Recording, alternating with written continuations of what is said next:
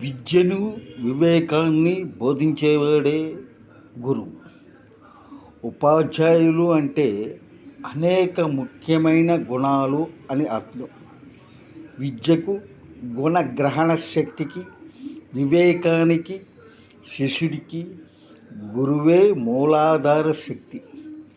తరగతి బయట లోపల తలెత్తే పలు సమస్యలను విశాల హృదయంతో అర్థం చేసుకుని వివరణ ఇవ్వగల సంఘ ప్రతినిధి అధ్యాపకుడు. ప్రజలు వారి వారి హక్కులను, బాధ్యతలను తెలియజేసి వారికి ప్రాథమిక విద్య బోధించి స్వతంత్ర స్వయం పాలన దక్షులుగా చేసేది కూడా గురువే.